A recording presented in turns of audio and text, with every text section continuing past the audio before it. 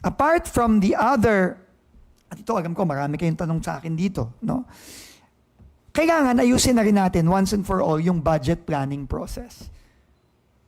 Kasi itong pinag-uusapan nating mga files ni the late Undersecretary Cathy Cabral, pag-usapan natin lahat yan.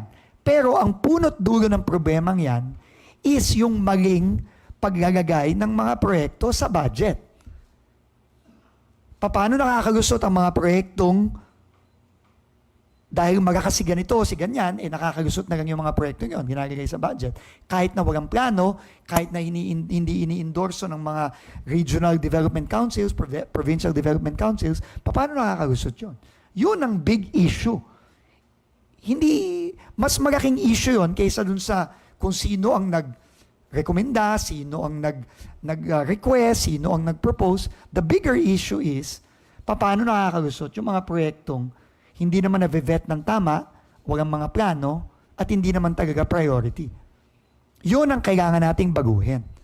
At through Undersecretary Nick Conti, yun ang babaguhin natin ngayon. And I think by next week, Undersecretary Conti's team, ang ating bagong Undersecretary for Planning, will be ready with the new formula, with the new system of how we make sure that items in budgets, projects in the budgets, are really projects that are absolutely necessary and that are not just there because people want to steal money.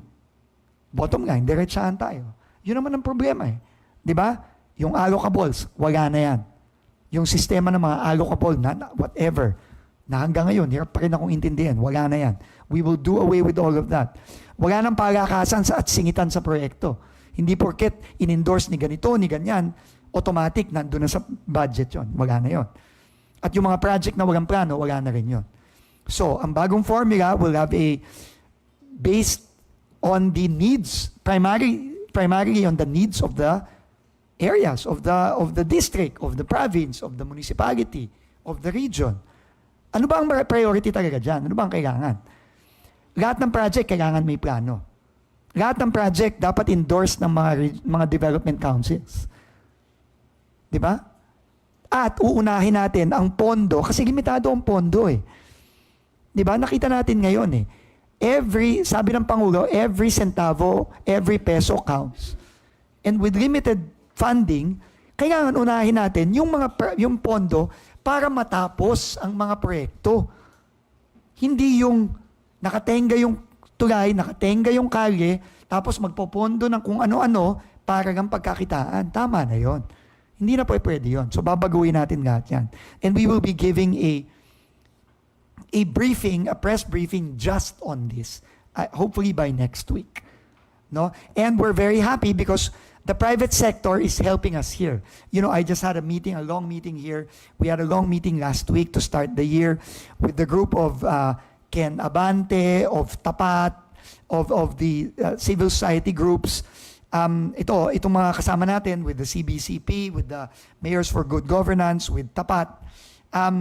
We had a long meeting last week on this, and they are now helping us out finalizing the final plans for the budget and planning purposes. And they are also helping us out with monitoring of projects that are ongoing.